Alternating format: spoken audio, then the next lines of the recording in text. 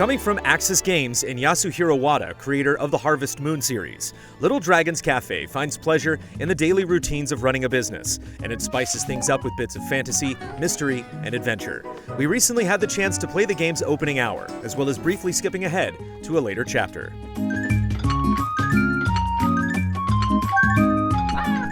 You play as one of two twin siblings, controlling either the girl or the boy, who you can name as you please.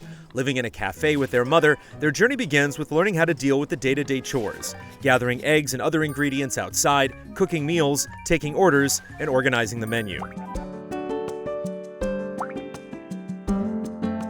After a productive day of work, the mother starts to show signs that she isn't feeling well. The next morning, the children wake up, but she's still lying in bed unconscious. As they're questioning what to do, a mysterious old man appears, bearing a dragon egg. According to him, the dragon is the key to the mother's recovery, so the children must take on the responsibilities of running the cafe and raising a dragon all on their own. While gathering ingredients is an important part of the experience, you don't need to plant and manage rows of crops like in Harvest Moon. At first, most of your items are gathered in the wild.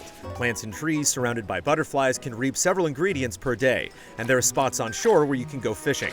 However, the cafe does have its own garden and fish preserve that provide additional stock every few days, and as you discover new resources in the wild, they'll be added to what's grown in your collection. Once you have what you need, you can return to the cafe to prepare your meals. The act of cooking takes the form of a light rhythm game that gets more involved as you create more complex dishes. Your performance in the minigame determines the quality of the dish, which you can then add to the menu, serve to customers, or feed to your dragon. Different dishes also influence the color of the dragon, so if you'd like to have green skin rather than red or blue, you need to feed it accordingly. Coming up with new dishes isn't as simple as mixing random ingredients, though. You need to find recipes. Scraps of recipes can be found in debris scattered around the world, and after you collect a full set, you can return to the old man to piece them together. New recipes aren't just for variety's sake either, but help you please new customers. Earlier in the game, a literal starving artist enters the cafe, and he needs a hearty meal to satisfy his hunger. To help him and customers like him, you'll need to come up with specific dishes to address each unique situation.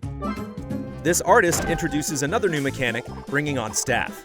After eating, he runs out of the restaurant without paying. Your dragon catches him, and once the twins learn that he's broke, he agrees to work for his meals. As the game progresses, you'll eventually hire a full crew, allowing you to venture further from the cafe in search of new recipes and ingredients. While you're out there, you may get messages that you're low on ingredients for menu items, or that your staff is slacking off. Thankfully, you can return to the cafe with the tap of a button to set things straight. You can also check reviews from customers to see how they like your menu, and you get daily reports that recap your cafe's performance.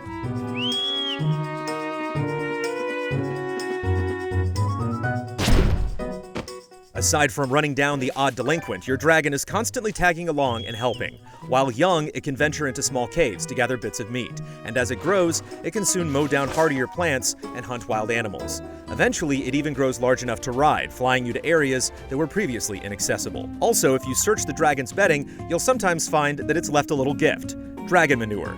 This substance can be applied to your garden to speed up growth, or you can sprinkle it on wild plants to increase the quality of whatever they bear. While we've enjoyed our time with the preview build, there are a few issues to be aware of. Technically, transitions are a bit slow, introducing brief load screens whenever you move in and out of the cafe or up to higher floors. Pop in while exploring is common as well, although it doesn't really interfere with gameplay. The matter we're most curious about, though, is just how much freedom will eventually be afforded. It could just be due to the early stages of what we've played, but so far, the boundaries seem a bit restrictive, keeping you on a tight leash until you progress the story. Overall, though, we're charmed by the time we've spent with Little Dragon's Café. The art style and character designs are endearing, there's a bright world to explore, and it's clear that we've only scratched the surface of the story and everything involved in maintaining happy customers and a healthy dragon. We're looking forward to learning more when Little Dragon's Café releases on Switch and PS4 on August 24th.